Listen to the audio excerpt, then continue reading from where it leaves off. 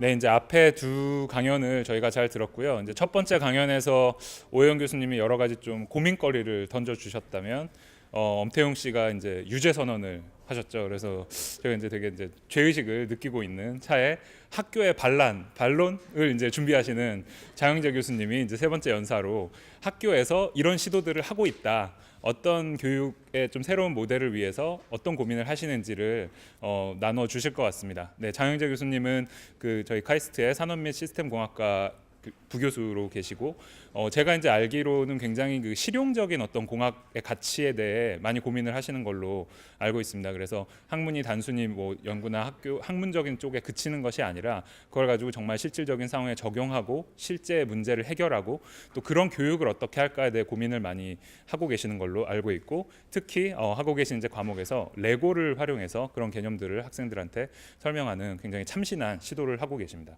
그래서 장영재 교수님의 강연을 듣도록 하겠습니다. 박수로 맞아주시기 바랍니다. 네, 감사합니다. 네, 다시 한번 인사드리겠습니다. 장영재입니다. 네, 제 역할이 뭔지 방금 들었습니다. 네, 유죄 선언을 받았고 저희도 이제 잘하고 있다는 반론을 하기 위해서 제가 이 그 참 큰 이 부담을 가지고 강단에 올랐는데요. 네, 여러 가지 키워드가 있습니다. 이 AI 그리고 교육. 그리고 또 한편으로는 레고. 네, 그래서 이러한 키워드들이 어떻게 연결되는지 45분 동안 그리고 또 새로운 교육에 대해서 한번 나눠보도록 하겠습니다. 우리가 경찰이 되는 게 맞을까? 뭐 갑자기 왜? 계속 생각했던 거야. 재호 새끼는 경찰이 되겠다는 꿈이 있는데 우린 없잖아. 난 돈 없어서 왔고 넌 실수로 왔고. 시대. 졸업해서 인간하면 계속 경찰인데 이게 맞는지 모르겠다. 나도 학교 재미없어. 하야 뭐씨 쓸데없는 것만 가르쳐. 2년을 버텼는데 나갈 수도 없고. 네, 그 영화의 한 장면인데요. 시작부입니다. 이 두 학생은 경찰대 학생이고요. 뭐 여러 가지 뭐 일을 겪으면서 지금 경찰대 2학년으로서의 지금 이 미래에 대해서 걱정하는. 그래서 여기서 이야기하는 게 있죠. 예. 이게 내가 하는 것이 맞는지. 그리고 또 하나, 여러분들이 늘 이야기하는 거, 학생분들이 늘 이야기하는 거, 학교에서 쓸데없는 것만 가르친다. 네, 이제. 네. 그런데 후반부를 보도록 하겠습니다. 너희들 다 대학 다녀도 후회 없어? 해야 될 일을 했다고 생각합니다. 저도 같은 생각인데 저 교수님 학교는 계속 다니고 싶습니다. 왜? 학교에서 쓸데없는 것만 배운다고 생각했었는데 아니었습니다. 더 배우고 싶습니다. 기준이는? 저도 계속 다니고 싶습니다. 저 경찰이 되고 싶습니다. 네, 여기서 이제 쓸데없는 것만 배운다고 생각했는데 그게 아니었다. 그리고 졸업을 하고 싶다. 계속 학교에 다니고 싶다. 그래서 미래에 대해서 어느 정도 확신을 가졌죠. 네. 그러면 그 사이에 어떤 일이 있었는지 영화를 보신 분들은 아실 겁니다. 네. 그런데 이거를 교육에서 한번 그 관점에서는 저는 보면서 교육에 대해서 좀 많은 생각을 하게 된 영화였습니다. 네. 그러면은 이 그 간극을 메울 수 있는 그것이 무엇인지 거기에 대해서 한번 이야기를 나눠 보도록 하겠습니다. 네, 그 전에 물론 앞에 연사분들께서 여러 가지 이야기를 주셨지만, 네, 저도 뭐 여러 가지 문제점을 많은 인식하고 있습니다. 관련해서 제가 그냥 우연히 논문을 뒤지다가 교육 관련은 아니고요, 뭐 센서 관련해서 데이터를 뒤지다가 우연히 이 논문을 보게 됐습니다. 그런데 여기 논문에서는 이러한 그 센싱 그리고 사람의 이러한 그 브레인 액티비티 센싱을 하는 그런 관련된 논문인데요. 근데 사실 저를 이렇게 좀 제 눈에 이렇게 확 들어가게 된 부분은 이 그래프였습니다. 보시면은 이 머리의 두뇌 액티비티를 계속 매주를 하는데, 그런데 보니까는 이게 수업 시간의 시그널과 두뇌 시그널과 TV를 볼 때 시그널이 굉장히 유사합니다. 네, 즉 TV를 볼 때 소파와 혼연일치 돼가지고 널브러져서 그냥 하고 보고 있는 거. 네, 수업 시간에도 다 비슷하죠. 예, 다들요. 네, 그게 그렇게 크게 뭐 놀라운 사실은 아니라고 봅니다. 네, 그만큼 이 일방적으로 전달하는 수업에는 한계가 있다는 것은 우리가 모두 다 알고 있다고 최소한 여기 계신 분들은 이해하고 있습니다. 네. 그렇지만 또 한편으로는 여러 가지 상황이 많이 변하고 있습니다. 네. 그 정보통신이 발전해서 이런 뭐 원하는 정보는 이제 쉽게 취득할 수 있고요. 그리고 또 그만큼 뭐 정보의 비용이 하락이라고 이야기를 하죠. 그리고 또 한편으로는 또 이 스마트폰의 대중화, 그다음에 이러한 컨텐츠를 접하는 방식이 바뀌고 있습니다. 제 딸이 있는데요. 저는 제 딸이 초등학생인데 저는 검색을 하는 거 보고 깜짝 놀랐습니다. 네. 저희들 여러분들까지 포함을 해도 될지 모르겠지만요. 여기 계신 분들이요. 이 검색을 할 때 저 같은 경우에서는 당연히 텍스트 검색을 먼저 하는데 이 친구는 검색을 할 때 동영상 검색을 먼저 하더라고요. 이거는요. 굉장히 놀랐습니다. 이게 정말 이렇게 다르구나. 네. 하지만 이제 여러 가지 그 다양한 사회에서는 요구하는 인재가 그만큼 새로운 인재를 필요로 하고 있다. 그래서 교육 환경이 바뀌고 있고 어떻게 보면 위기이자 기회다라고 이야기를 하고 있습니다. 네. 자, 그렇다면은 이러한 그 교육에 대해서 화두를 던졌고요. 그러면은 이 주제가 여기 있는 주제가 AI 플러스 에듀케이션이기 때문에 AI 관련해서 조금 더 이야기를 해보도록 하겠습니다. 네. 여기 계시는 분들이 뭐 AI 그래서 이렇게 뭐 그냥 그 대중적으로 조금 관심이 있으신 분도 계시고 또 관련해서 연구하는 교수님들도 계시고 그리고 또 대학원분들 이렇게 다 다양한 분들이 계시는데요. 일단 제가 그 AI 관련해서 왜 저는 뭐 AI 관련해서 교육 그리고 그러한 교육에 대해서 어떻게 새로운 혁신이 필요한지 거기에 대해서 조금 더 제 연구 그리고 교육했던 그러한 경험을 기반으로 공유를 드리고 교육과 AI 관련해서 설명을 또 드리도록 하겠습니다. 네. 그 AI라고 하면은 많은 분들이 지금 이 음성 인식 그리고 영상 인식 그리고 조금 더 나가면은 이제 예측을 한다. 이런 쪽으로 많이 생각을 하시죠. 네. 그래서 학생들하고 이렇게 인터뷰를 하다 보면은 그럼 나는 인공지능 학자가 되고 싶어. 그러면은 그걸로 뭐 할래? 그러면은 뭐 많은 학생들이 음성 인식을 잘하고 영상 인식을 잘하고 뭔가 인식을 좀 더 잘해가지고 근데 그걸 잘해서 뭐 할래? 그러면 거기에서 글쎄요 뭔가 좀 개발할 수 있지 않을까 이렇게 나오죠. 예. 그리고 예측하고 맞습니다. 좋은 거고요 그것도요. 네. 하지만 그것만이 다는 아니죠. 네.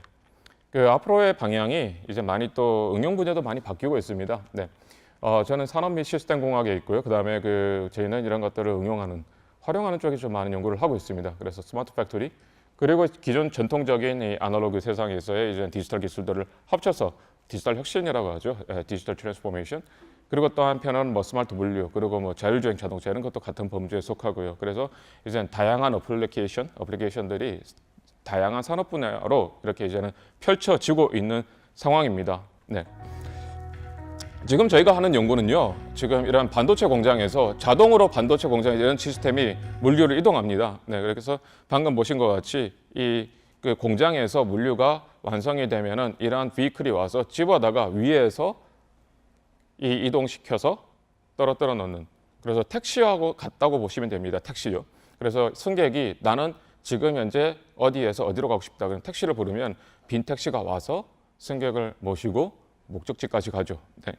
그래서 공장에서는 이러한 시스템이 꽤 많은 시스템들이 이 자동으로 물류를 반송하고 있습니다. 자동 반송 물류 시스템이라고 하는데요. 네, 그리고 이러한 시스템들이 여기 보시면은 최근에는 지금 현재까지는 300대에서 500대 그렇지만은 앞으로 공장이 가동되는 짓고 있는 공장들은 1000대 이상의 이러한 제어를 요구하고 있습니다. 네. 그래서 그만큼 다양한 기술들이 접목되고 거기에서 이제는 이 플릿 컨트롤이라고 하는 이 전체 1000대 이상의 비클들을 컨트롤하는 시스템. 그래서 이런 쪽을 연구를 하고 있는데요. 네. 자, 그런데 문제는요. 여기서요. 혼잡이라는 것을 이 교통 상황도 여러분들이 어떤 혼잡을 예측하는 것이 굉장히 어렵습니다. 네. 그리고 또 한편으로는 1000대의 비클이 다닌다라면은 이 별의별 일들이 다 발생합니다. 비클들이 가다가 중간에 통신 장애로 멈추기도 하고 하드웨어 페일리어 때문에 고장 때문에 멈추기도 하고요. 네. 그러면 그때마다 사람들이 다 일일이 대응을 해야 됩니다. 왜냐? 우리가 만들어준 룰이 있습니다. 여기서부터 포인트 A에서 포인트 B까지 가려면은 이렇게 가라, 저렇게 가라 다 룰을 만들어준 게 있는데 그것이 문제가 발생이 되면 그리고 예측하지 못하는 문제가 발생되면은 그 룰을 또 수작업으로 수정해 줘야 됩니다. 그래서 그런 반복 작업들이 계속 진행되고 있고요. 네. 그런데 이게 1000대가 된다. 지금 300대도 굉장히 버겨하는 상황에서 사람이 건별로 수작업으로 대화하는 것은 불가능하다. 네. 즉 그만큼 자동화, 과거에는 우리가 룰을 주고 그 룰을 따른다. 그렇지만 늘 상황은 계속 변하고 거기에 맞춰서 여기서 컨제션이 생기면은 이 트래픽 혼잡이 생기면은 다른 쪽으로 다시 또 우회하고 스스로 알아서 자율화, 어토노머스 시스템을 개발하는 일을 하고 있습니다. 네. 자, 그래서 여기서 저희가 과거에는 이런 수학 기반으로 이 룰을 만들고 디자인하고 최적화를 쓰고 이렇게 했지만은 1000대 이상은 거의 불가능하다는 결론을 얻었는데 그때 받은 아이디어가 바로 여러분들 잘 아시죠? 네, 여기 계신 분들은 강화학습. 네, 그래서 그 알파고에서 쓴 이런 강화학습. 그래서 사실 저는 그 알파고를 보기 전까지는 굉장히 회의적이었습니다. 네, 제가 있던 학교에서 이 관련한 그 교수님이 가르쳤을 때는 우리 세대에서 이러한 것이 가능할까? 조금 굉장히 회의적이었었고요. 네, 그렇지만은 최근에 이런 IT 기술, 그 다음에 다양한 알고리즘 이 기술들이 나오면서 이게 어느 정도는 이제 가능해졌다 이런 시대가 도래하고 있습니다. 네, 그래서 저희가 이제 러닝 기반으로 했고요. 그리고 뒤에 보시면은 그래서 결론을 보시면은 그 기존에 있는 방식, 룰 기반의 방식은 컨제션이 계속 생길 수밖에 없습니다. 그냥 퍼머넌트하게요. 네, 그런데 여기 보시면은 이 교통 혼잡이 생겼다가 풀어졌다가 스스로 알아서 능동적으로 효율적으로 물류 반송이 이루어지는 것을 보실 수 있습니다. 그만큼요. 네, 그래서 그만큼 그 스스로 능동적으로 여기가 이제는 많이 막히면 비클들이 알아서 우회하고 능동적으로 그리고 문제가 생기면 거기에 스스로 알아서 회피하고 이러한 그 메커니즘이 내재하고 있다 이렇게 이야기 드릴 수 있습니다. 네. 자, 또 한편으로는요, 이 이상 상황에서 능동적인 대응입니다. 물류가 갑자기 그러니까 여러분들의 도시에서 그 승객들이 갑자기 무슨 일 때문에 갑자기 콜이 늘었다 그러면은 교통 혼잡이 갑자기 발생하겠죠. 네. 그런데 거기에 대해서 반송 시간이 그러면 올라가는데 이렇게 개발한 방식은 능동적으로 대처하고 거기에 반응을 유연적으로 대처하기 때문에 반송 시간이 그렇게 올라가지 않고 다른 방식에 비해서요. 그리고 다시 안정화도 굉장히 빠르게 됩니다. 사람 개입 하나도 없이요. 기존에 있는 방식들은 사람들이 계속 룰을 조금씩 바꿔줘야 되는데요. 네, 그만큼 자율화가 되었다라는 것이고요. 네. 그리고 또 한편으로는 이렇게 저희 벤치마킹하면 제가 이게 드리고 싶은 포인트입니다. 이거는요. 자, 그러면 퍼포먼스가 얼마나 나아졌냐? 물류가 늘어나면 늘어날수록 반송 시간은 늘어납니다. 이동 시간은요. 네. 도시에서 택시를 원하는 승객들이 막 많아지면 대기 시간도 길어지겠죠. 출퇴근 시간에 여러분 택시 기다릴 때 더 많이 기다리지 않습니까? 그거와 마찬가지로요. 네. 그만큼 이 반송 시간은 늘어날 수밖에 없는데요. 승객 수가 그러니까 이 반송 요청이 계속 늘어나면요. 그런데 기존에 있는 방식은 거의 익스포넨셜하게 늘어나고 저희가 벤치마킹하고 있는 조지아텍의 방식도 러닝 기반은 아니고 이제 이 수학적 기반인데 그런데 저희가 개발한 거는 거의 2배나 퍼포먼스가 좋아지고 있습니다. 자, 그런데 이게 포인트입니다. 저는요. 그 연구를 할 때 경쟁하는 곳보다 10% 정도 좋아졌다. 그러면은 정말 박수치고 논문도 나오고 난리가 나죠. 그런데 2배 이상 좋아졌다. 이러면 어떤 반응이 오냐? 너 사기꾼이다 이렇게 나옵니다. 예, 그렇죠. 이게 2배 이게 말이 되냐? 네. 이 결과를 봤을 때 저희는 그 결과를 한 3달 정도 검증을 했고 그리고 조지아텍으로 가서 직접 미팅을 했습니다. 그래서요. 어차피 그쪽이 다 리뷰를 할 거기 때문에 그냥 다 까자. 네, 그래서 같이 미팅을 하고 그래서 이 그 검증을 같이 받았습니다. 네, 그리고 또 컴퓨테이션 타임이 또 이 건 바이 건으로 계산하면은 이 컴퓨테이션 타임을 굉장히 많은 컴퓨테이션 타임을 요구하는데 여기에서는 거의 10분의 1 이상 적은 처리 속도를 요구합니다. 그만큼 이제 1000대 이상의 라지 스케일 플립 컨트롤이 가능하다는 것이죠. 네. 자, 여기서 제가 전달드리고 싶은 메시지는 이게 정말 게임 체인저라는 것입니다. 게임 체인저. 네, 첫 번째 메시지는요. 그리고 두 번째는요. 여기에서는 다양한 시스템 기술이 요구합니다. 이러한 알고리즘을 요구하시는 분들은 이러한 알고리즘으로 모든 게 다 됐다라고 생각을 하시지만 이러한 알고리즘 빙산의 일각입니다. 그 밑에 알고리즘을 서포트하는 다양한 IT 시스템들이 있고요. 그런 시스템이 그래서 다 새롭게 디자인하는 것이죠. 수학적으로 기존의 룰 기반으로 하는 시스템과 이러한 러닝 기반은 데이터 구조, 스트럭처, 아키텍처가 다 바뀌어야 됩니다. 이거는요. 그럼 거기에 대해서 지금 우리 이러한 새로운 방식, 러닝 기반의 방식, 그럼 거기에 대해서 새로운 구조를 짜야 되고 거기에 DB를 어떻게 구성을 할 것인가, 시스템 아키텍처를 어떻게 다룰 것인가, 통신은 또 어떻게 될 것인가, 이런 것을 소위 말해서 다 뒤집어야 됩니다. 그런데 그게 다 또 알고리즘 기술과 연동이 돼야 된다는 것이죠. 그만큼요. 즉 그만큼 이게 알고리즘 하나만 개발해서 이게 모든 것이 다 된다가 아닙니다. 수많은 또 다양한 기술들이 함께 같이 붙어가야지 사업화가 된다라는 것입니다. 네. 또 한편으로는요, 이러한 그 두 번째 케이스인데요, 반도체 디스플레이입니다. 이런 쪽은 이제 반도체 디스플레이는 이러한 평판 디스플레이를 이렇게 반송하는데요. 그런데 이러한 디스플레이 시스템도 마찬가지입니다. 이렇게 하나의 레일에 이런 큰 크레인이 두 개가 움직이는데요. 네. 기존에 있는 시스템들은 이 그 두 대가 움직이기 때문에 한 레일에서요, 박치기 하면 안 되죠, 둘이가. 그래서 왼쪽에 있는 것은 왼쪽 물류, 오른쪽에 있는 오른쪽 물류. 그러면 왼쪽에서 오른쪽으로 이동할 때, 그러면 왼쪽에 있는 것이 집어다가 공동구역에 놓고 오른쪽에 와서 다시 집어다가 오른쪽으로 갑니다. 그만큼 비효율적이죠. 네. 그래서 이렇게 보시면은 실제로 이 동작하는 걸 보면 굉장히 답답합니다. 이게 실제 돌아가는 걸 보면요. 네. 그래서 여기서 보시면은 그 시스템들이 돌아갈 때, 네. 잠시만요. 네. 좀 굉장히 어떻게 보면은 좀 답답하게 돌아가는 경향이 있습니다. 네. 네. 그래서 천천히 돌아가고요. 그런데 이게 최근에는 산업계 문제가 이 LCD에서 OLED로 바뀌면서 공정이 4배는 복잡해지고 반송 물량이 많기 때문에 지금 현재 산업계의 가장 큰 문제가 이 반송 시스템의 비효율입니다. 이거는요. 네. 그런데 자, 여기서 저희는 그래서 일단은 공동구역을 없애고 모든 베이클들이 다 커버할 수 있게 만들었는데, 그러면은 서로 충돌을 방지해야 되겠죠. 근데 충돌을 방지하는 것이 이게 굉장히 어렵습니다. 이렇게. 그래서 저희가 창안한 것이 바로 러닝을 통해서 어떻게 하면 충돌을 피하고 어떻게 하면 서로 회피하고 효율적으로 할 수 있느냐. 그래서 딥러닝 알고리즘 위에다가 그 강화학습 위에다가 딥러닝 레이어를 깔아가지고 그래서 이미지를 학습하는 방식으로 했습니다. 네. 자, 그래서 그렇게 해서 퍼포먼스를 보니 아까보다 굉장히 효율적이죠. 네. 그래서 굉장히 효율적이고, 그리고 제가 또 말씀드리고 싶은 거는 퍼포먼스가 반송 시간이 이거는 거의 한 4배 이상입니다. 이것도 사기죠. 이렇게 이야기하면요. 네. 네. 자, 그만큼 제가 드리고 싶은 이야기는요, 이 사례를 통해서요. 네.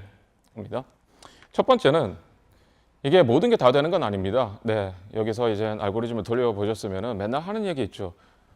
수렴 되냐 안 되냐 이런 것들. 네. 그런데 아직 기대만큼 안 되는 것도 많이 있습니다. 하지만 잘 되는 거는 말이 안 되게 잘 됩니다. 말이 안 되게요. 네. 몇 배가 잘 된다, 퍼포먼스가. 네. 그러니까 굉장히 참 놀랄 일이죠, 이게요. 그렇기 때문에 이게 AI라는 것이 그냥 하나의 트렌드가 아니다. 정말 제대로 하나 걸리면 한 방에 간다, 이거는. 네, 소위 말해서요. 네. 네, 하지만은 여기서 더 중요한 것은 이게 당연히 전문 기술 이해는 필수다. 그래서 요즘 특히 광학석 같은 경우에서는 이제 최적화 이론, 그 다음에 데이터 핸들링, 그리고 거기에 대한 이제 모델링, 그 다음에 이제 시뮬레이션 기술 이런 것들이 다 융합되는데요. 그런데 일반적으로 그냥 요즘 많은 오픈 소스 코드들이 있기 때문에 코드 몇 번 돌려보면은 대충 이거구나라고 감은 잡겠지만 실제로 산업계 어플리케이션에 가려면은 그 많은 수많은 난관이 있습니다. 네, 그런데 가장 중요한 건 느끼는 것은 정말 기본이 튼튼해야 된다. 네. 그래서 저희 박사과정 학생들하고 요즘 무슨 스터디를 하냐? 확률 통계를 다시 보고 있습니다. 저도요. 네, 같이. 네. 그만큼 기본이 탄탄해야지 그 기본이 안 되면은 결국은 어느 정도 성장하는 데는 한계가 있다. 절실하게 느끼고 있습니다. 네. 그리고 또 한편으로는 네. 산업 문제를 정의하는 기술, 산업 문제를 명확하게 파악하는 문제 정의 능력이 필요하고요. 그래서 이게 문제라는 것을 문제로 파악을 해야 됩니다. 네. 자, 그러면은 여러분들이 산업계 가서 그럼 문제가 뭐예요? 물어보면은 그분들이 이야기하시는 게 문제가 아닙니다. 대부분이 불안감, 불평, 그리고 뭔가에 대한 하나의 여러 가지 애매모호함 이런 겁니다. 네. 그런데 그런 것들을 이제 문제로 정의 내리는 능력이 필요한 것이죠. 네. 그리고 또 한편으로는 남들이 만들어 놓은 답을 찾는 것보다 질문을 찾는 것이 바로 핵심이다라는 것입니다. 네. 그 다음에 또 한편으로는 시스템적인 시각이 필요하다는 것이죠. 어떻게 보면은 연구라는 큰 줄기에서요, 논문을 쓰는 거는 그 과정이죠. 논문이 결과가 아니죠, 결코요. 네, 큰 연구. 네.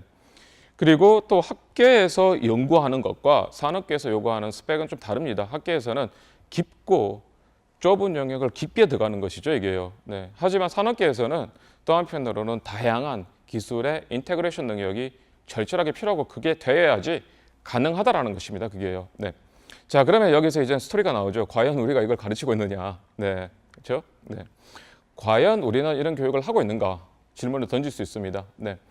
그 문제를 문제로 인식하는 능력, 네, 조금 더 들어가 보면요, 이 thinking 구조가 우리가 가르칠 때 이 convergent thinking, 그래서 어떤 것을 깊게 파고들어서 하나를 수렴하는 사고로 가르치는 것, 우리가 굉장히 잘하는 겁니다, 우리나라에서 특히요. 그래서 어떤 걸 펼쳤을 때 일단 딱딱딱딱 구획을 나누고 딴 거 생각하지 말고 이것만 파고 이것만 해. 그러면 막 계속 연습 문제 엄청 풀고 계속 이거 달달달달 외워가지고 이거 하나 정말 잘합니다, 이거는요. 네. 그렇지만은 자, 여러분들 잘 아시는 거 있잖아요. 네. 하나를 터득하면 열을 난다. 네. 그러면 생각의 확산이 필요합니다. 네. 다양한 생각을 연결 지어서 그러면 이걸 이렇게 다양하게 생각할 수 있는 능력. 그것이 divergent thinking인데 거기에 대해서는 아마 우리가 지금 조금 더 생각을 해봐야 되겠죠. 그래서 어떤 면에서는 우리 교육이 이런 convergent thinking을 트레인시키는 역할은 굉장히 잘하지만 이런 divergent thinking에 대해서는 다시 한번 우리가 재고할 필요가 있다라는 것입니다. 네. 그다음에 또 한편으로는 여러분들이 그다음에 이 교수님들이 이렇게 그 책을 만드시거나 아니면 학생들이 문제를 풀 때 문제가 답이 나와 있지 않습니까, 이게요. 그런데 세상에 이런 대부분의 문제는 답이 없습니다, 이거는요. 아시겠지만요. 결국은 답은 뭐냐? 내가 맞다고 설득해서 상대방이 설득되면은 그게 답인 것이죠, 그게요. 그리고 늘 애매모호함 이러한 것들을 정형화시킬 수 있는, 그래서 오픈엔드 프로블럼을 여기에 대해서 일단 정형화시키고 그다음 애매모호함 그것을 다시 정제할 수 있는 능력, 그것이 바로 필요하다라는 것인데 거기에 대한 교육이 과연 이루어지고 있는 것인가 한번 생각해 볼 필요가 있습니다. 네.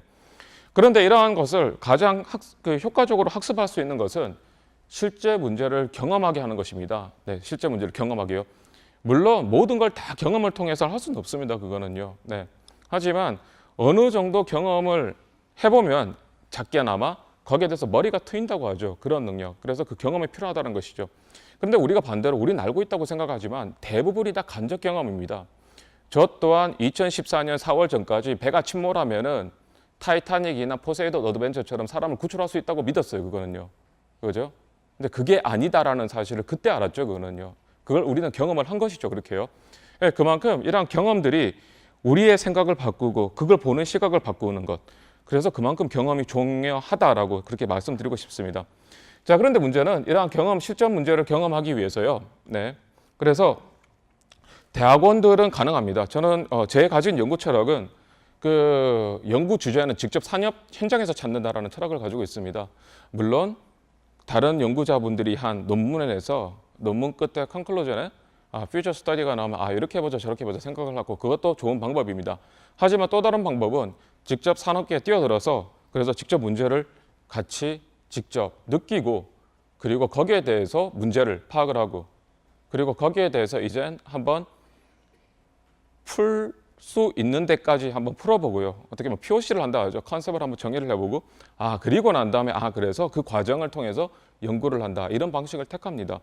자, 그러면 이런 방식을 저희가 그래서 이렇게 지금 저희 연구실에 들어오는 학생들은 오리엔테이션 자료로 쓰는데요. 그런데 이게 굉장히 힘듭니다. 이게 힘든 이유가 뭐냐면요. 처음에 문제를 정의하고 그래서 그 문제를 정의하고 문제를 따라가고 이런까지는 제가 많이 도와주시는데요. 네. 그런데 문제 이렇게 해서 논문까지 나오는데 학문적인 이론을 나온 데까지는 굉장히 오랜 시간이 걸립니다. 네. 네, 처음에 부임해서 3년 동안 논문 하나도 없었습니다. 그래서요. 네. 그런데 이게 그 실제 문제를 보면서 나중에 좋은 문제가 나오게 되면 그 좋은 문제를 학계에 던지는 것만 하더라도 굉장히 많은 어텐션을 받는다라는 것을 실제 좀 많은 경험을 하고 있습니다. 요즘은요. 네. 이렇게요. 네. 자, 그래서 그렇다면 대학원 교육은 이렇게 하면 됩니다. 네. 네. 그런데 학부생을 현장에 다 디플로이드 시킬 수는 없습니다. 자, 그러면 너네들 경험 중요하다. 다 산업계로 가라. 이러면은 저 욕 바가지로 얻어먹겠죠. 네. 자, 그래서 저희는 엔지니어지 않습니까? 문제가 있으면은 문제를 푸는 게 엔지니어입니다. 학부생을 현장에 보낼 수 없으면은 현장을 학교로 데려오면 되죠, 이거는요. 그래서 레고 시스템을 공장을 만들었습니다. 이렇게요. 공장을요. 네. 그래서 이 레고 마인드스톰 이 로봇이죠. 로봇이 한 대면 로보틱스지만 로봇이 2대 이상 복수면은 바로 오토메이션이 되고 시스템이 됩니다. 이거는요. 그래서 이러한 로봇 시스템을 공장을 만들어서 스스로 체험하게 한다. 이런 그 교육을 하고 있습니다. 학과에 이러한 그 학전돼요. 여기 뭐 시스템 모델링, 그다음에 큐잉도 가르치고 옵티마이제이션, 알고리즘, 통계 이렇게 가르치는데 다 따로따로 하죠. 지금요. 물론 각각의 이러한 디스플레인을 서로 이렇게 그 학습하고 그다음에 여기에 대해서 깊게 있게 들어가는 건 필요합니다. 이거는요. 그런데 문제는 학생들이 이렇게 배우면은 그다음에 상관관계가 어떻게 되는지 몰라요, 잘. 네. 그리고 저는 그 예를 들어서 또 기계공학에서 4대 역학 배우면은 근데 현장에 나가면 이게 서머다이내믹스 문제인지 플루이드 메카닉스 문제인지 딱 클리어 컷하게 나눌 수가 없습니다. 대부분요. 잘 아시겠지만요. 네, 그렇기 때문에 문제들이 대부분 다 연결이 되어 있고 그러면은 그 상관관계, 그 큰 그림을 그리는 것이 중요하다. 그래서 매뉴팩처링 도메인에 그리고 문제 푸는 능력을 엮어서 레고로 시스템을 만들었습니다. 네. 그래서 잠시 시스템을 보시자면요. 네.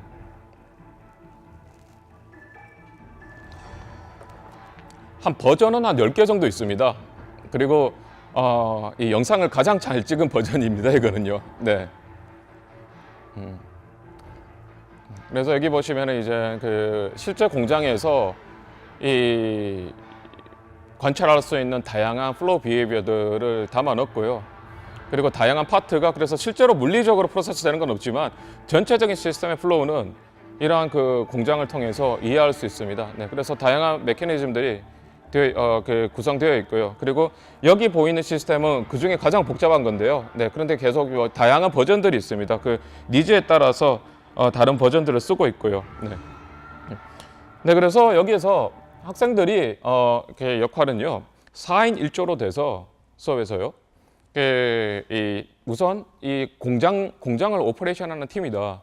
그럼 공장을 이해하고 그 다음에 문제를 디파인하게 합니다. 그럼 학생들이 컨베이어 벨트의 속도가 너무 느리다. 아니면 센서가 뭐 잘 작동이 안 된다. 다양한 문제를 이야기를 합니다. 그리고 난 다음에 엔지니어는 숫자로 이야기를 해야 된다. 그럼 그때부터 멘붕에 빠지죠. 네. 그런데 여기 다양한 센서들이 있고 그러면 센서에서 나오는 데이터는 다 원천 데이터, 로우 데이터죠. 목적은 로우 데이터를 인포메이션으로 만들고 인포메이션을 날리지로 만들고 그걸 디시전 메이킹까지 가는 전 주기 데이터의 라이프 사이클이라고 하죠. 그걸 한번 겪어보게 한다. 그게 바로 교육의 핵심입니다. 처음에 그래서 데이터는 데이터 따로 다루고 통계는 통계 따로 하고 그 다음에 디시전 메이킹 따로 하고 그게 아니라 여기에서 이걸 가지고 가는 겁니다. 그리고 또 한편으로는 그래서 이 학생들이 이제 이게 문제가 뭐고 이걸 수치를 분석을 바탕으로 이야기를 하고요. 그게 첫 번째 파트고 두 번째 파트는 그러면은 이걸 개선을 해라. 레고가 좋은 게 이제는 이걸 다시 다 부셔가지고 다시 만들 수 있습니다. 근데 학생들이 그러면은 이거를 그러면은 소프트웨어적으로 해결을 해야 되나? 아니면 하드웨어적으로 다시 개선을 해야 되냐? 이런 것들도 경험을 하게 되고요. 그리고 여러 가지 이제는 내가 지금 디자인을 바꾸는 게 지금 시간이 없는데 그러면 이렇게 다 바꾸는 게 좋은 것인지 아니면 일부만 바꾸고 그걸 어떻게 전략을 짜야 될 것인지 다양한 생각을 하게 되죠. 엔지니어링 생각을요. 네. 그렇게 해서 학생들이 직접 진행을 하고 마지막에는 학생들이 이렇게 그 컴페티션을 합니다. 그래서 발표도 하고 내가 이렇게 만들었습니다. 이렇게 그래서 학생들끼리 피어 리뷰도 하고 또 저기 제가 또 저랑 TA들이랑 이벨리에이션도 하고 그래서 마지막에는 이렇게 그 행사처럼 이렇게 그래서 우리가 만든 것이 더 좋다. 이게 왜 좋은지 그런 설명하는 그런 세션을 가집니다. 네.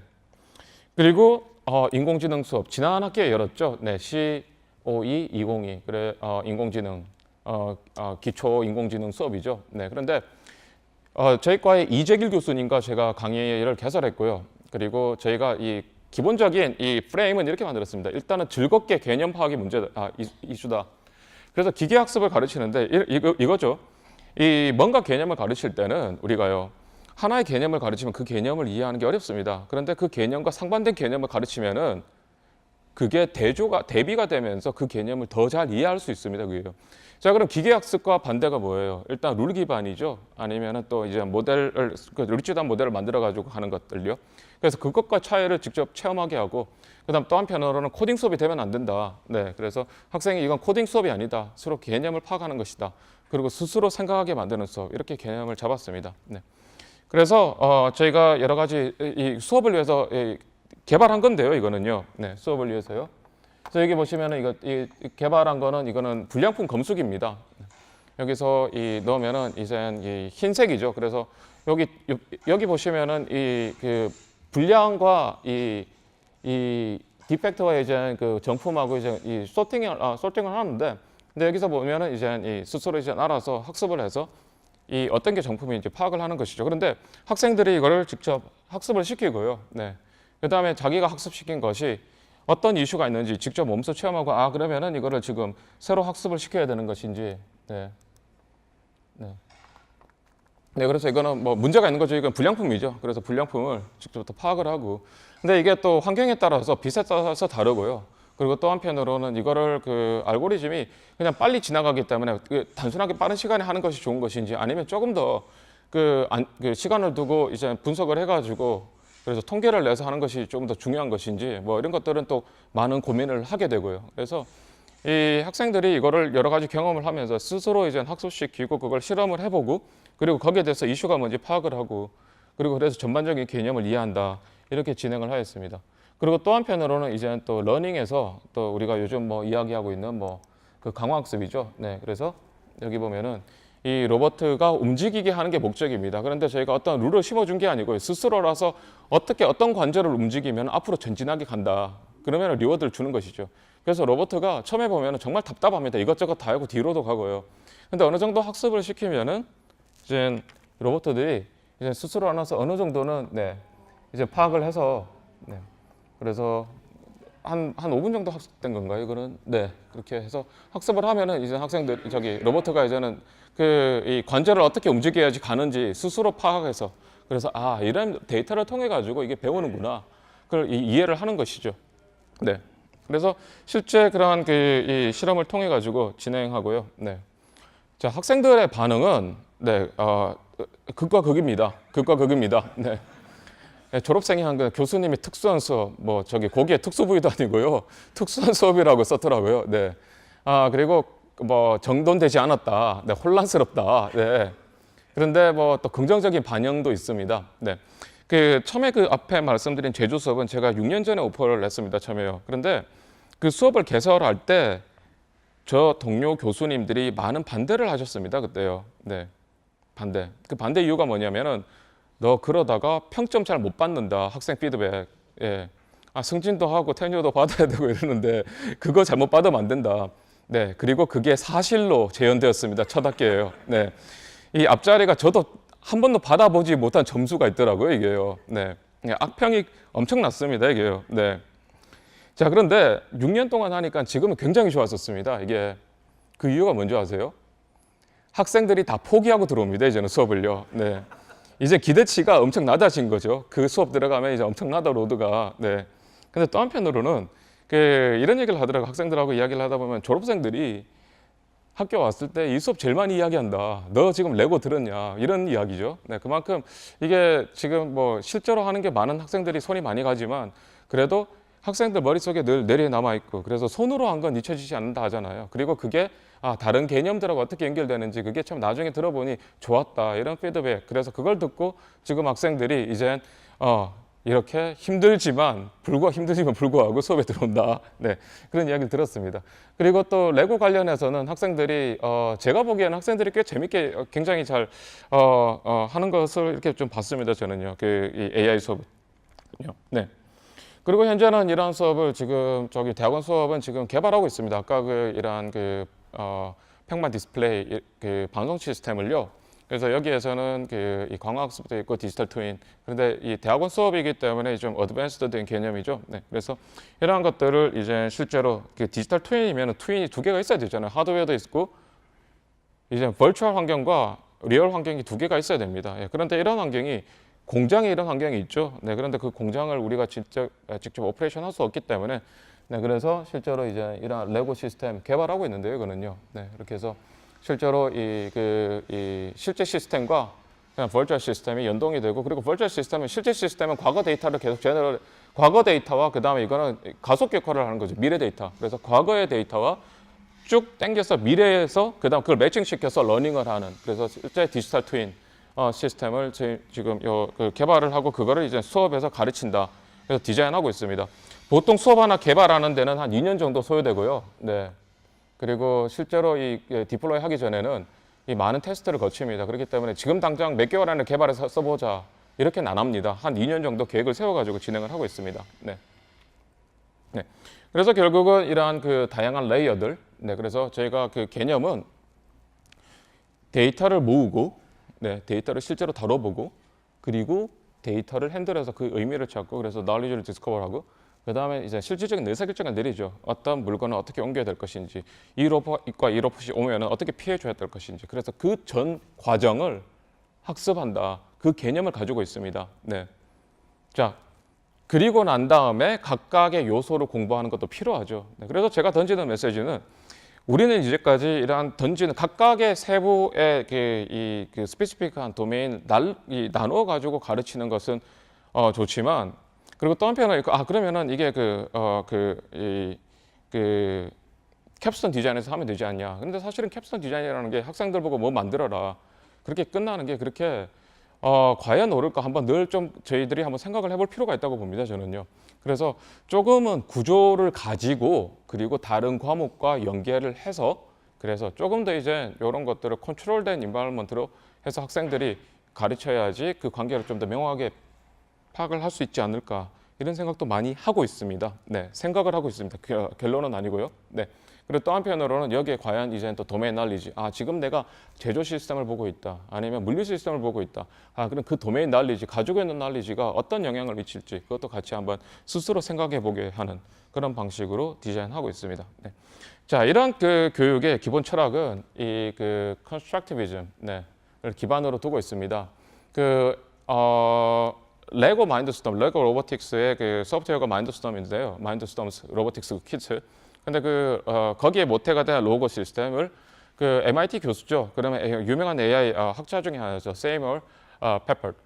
이분이 주창하는 이야기인데요. 늘. 그래서 MIT 미디어 랩에 있으면서 이 그 교육에 관련해서 이제는 그분이 많은 연구를 했는데 그분이 주장하는 바는 지식이란 트랜스퍼 되는 것이 아니다. 지식이란 컨스트럭트 되는 것이다 라는 것이죠. 스스로 경험을 통해 가지고 스스로 빌트인 되는 것이지 누가 일방적으로 전달해서 되는 것은 아니다라는 것입니다. 네, 그래서 물론 여기에 대해서 많은 분들이 또 교육을 하시는 분들은 다른 의견을 제시하십니다. 이거는요. 그래서 이것이 맞다 틀리다 이 이슈는 아니지만 하지만 우리가 하는 교육에서 과연 스스로 이 지식을 빌트할 수 있는 그리고 이런 가능성이 있다라는 것이 우리는 트랜스퍼 하는 데만 바빴지 스스로 빌트할 수 있는 환경을 만들어 주는 데서는 어떤 노력을 할 수 있냐 한번 되새겨 볼 필요가 있다 이렇게 보고 있습니다. 네.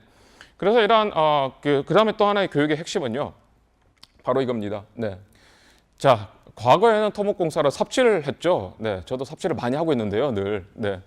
그런데 이 토목공사를 과거엔 토목공사 할 때 삽질을 하다가 어느 날 포크레인이 생겼어요. 자, 그럼 많은 사람들이 다 포크레인 기사가 되려고 해요. 네. AI 갔더니 다 AI 기술자가 되겠다. 좋습니다. 필요합니다.